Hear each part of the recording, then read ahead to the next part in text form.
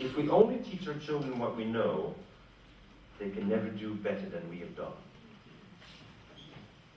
This is a slogan that I keep in front of me all the time.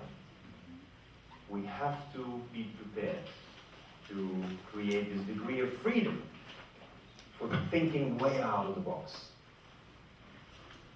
And that's what I'm trying to teach my little son. And that is based on very much inspiring the story, Can Apples Fly? You know the story? No? Can apples fly? There is an owl in the tree. And the owl looks down and sees a mouse.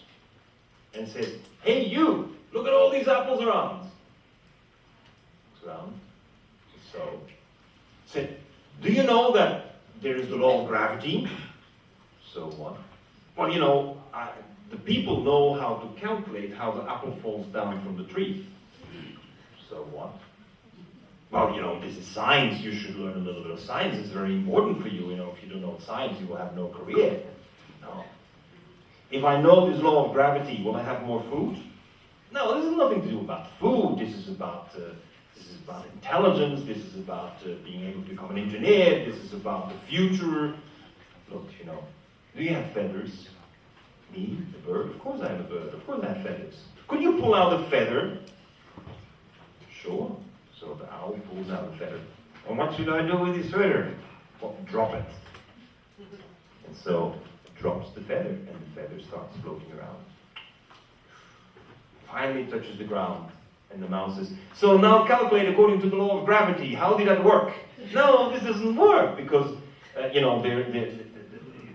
the hypothesis. No, what's the hypothesis? Change the hypothesis, says the mouse. No, I mean, you can't change the hypothesis. I mean, the hypothesis. Can't you include the wind into your gravity law? No, that doesn't work. Look, says the mouse, I'm sick and tired of you trying to teach me the law of gravity. Teach me how the apple comes down from the tree. What I want to know is how did the apple get up in the tree in the first place? Defying the law of gravity. Can you imagine what happens when this young girl and this young boy comes home at night and tells Dad, or asks Dad, how does the apple get up in the tree? Oh, the law of gravity. Yes, I know the law of... No, Dad. Not the law of gravity. I want to know how the apple got up. Up? I don't know. Let me think. And of course, after dinner we'll talk about it. And of course, that goes to the internet. How do the apples get up in the tree? No answer. If he looks for a website, how the apple comes down from the tree, thousands of Google hits. He tries to Google, how does the apple get up? Zero.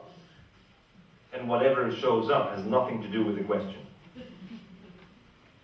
You know what it means for a child coming home, realizing Dad doesn't know? I mean, something as obvious as an apple getting up in the tree. Because it's quite obvious that apples always get up. Defy the law of gravity before they subject themselves to the law of gravity. Now, you can see in the psychology of a child, this is nice, right? We defy the law.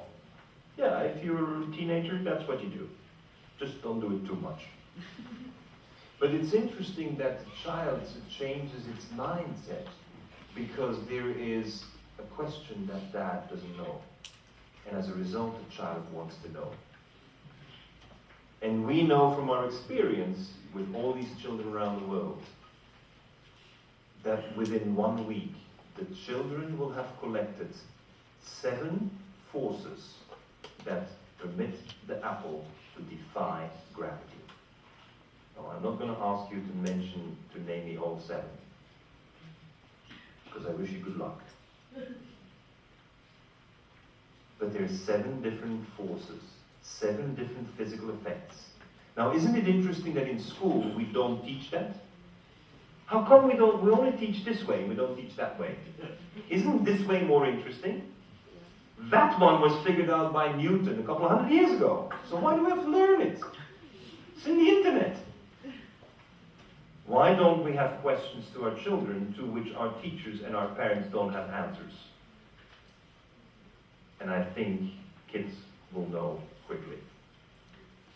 What is one of the biggest forces exerted on the movement upwards in a tree? Dum, dum, dum, dum, dum, dum, dum, dum, dum. There is water, yes. Who makes water move? The moon.